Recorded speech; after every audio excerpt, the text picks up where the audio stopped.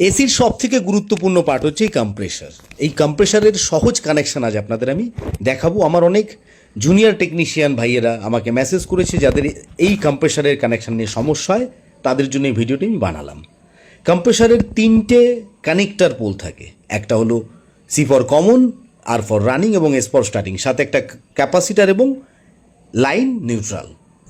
তো আমি সহজে বোঝানোর জন্য কম্প্রেসারের 3টে পোলকে হাইলাইট করছি, স্টার্টিং, রানিং এবং কমন। এই লাইন, নিউট্রাল এবং লাইন, দেখুন লাইন যেটা সোজা চলে যাবে ক্যাপাসিটারের সি পোলে, যেটার মধ্যে 4টে পিন সেটাকে বলা হয় ক্যাপাসিটারের সি পোল, আর যেটার মধ্যে 2টো পিন সেটাকে বলা হয় এইচ পোল। ভিডিওটি পুরো দেখবেন, আর আমার এই ভিডিও দেখে যদি সামান্য কিছু শিখে থাকেন বা সামান্য উপকার হয়ে থাকে অবশ্যই আমাকে কমেন্টের মাধ্যমে জানাবেন। এই নেগেটিভ যেটা সেটা চলে যাবে সোজা কম্প্রেসারের সি পোলে, কম্প্রেসারের কমন পোল বা সি পোলে। ডাইরেক্ট যে লাইন নেগেটিভ পজিটিভ বা লাইন নিউট্রাল আসছে সেটি কমপ্লিট। এবার রানিংয়ের পালা। এই দেখুন সি পোল, ক্যাপাসিটারের সি পোল থেকে সোজা যাবে কম্প্রেসারের আর পোলে, রানিং পোলে। হয়ে গেল কানেক্ট, রানিং হলো, কমন হলো, বাকি রইল এবার স্টার্টিং।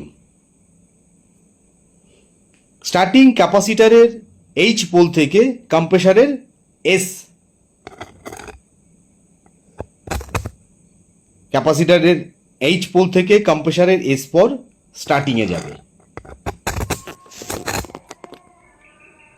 ব্যাস, কানেকশন কমপ্লিট। পুরো জলের মতো। আপনারা ভিডিওটি সেভ করে রাখবেন যাতে পরবর্তীকালে সমস্যা হলে দেখতে পারেন। এই দেখুন নেগেটিভ সোজা চলে গেল কম্প্রেসারের সি বা কমন পোলে, পজিটিভ সোজা ক্যাপাসিটারের সি পোল ভায়া হয়ে কম্প্রেসারের রানিং পোলে, এবং ক্যাপাসিটারের এইচ পোল থেকে সোজা কম্প্রেসারের এস পর স্টার্টিং পোলে। পরবর্তী ভিডিও আপনারা কোন টপিকের উপরে দেখতে চান অবশ্যই আমাকে জানাবেন, এবং ভিডিও ভালো লাগলে লাইক, কমেন্ট, শেয়ার। ধন্যবাদ।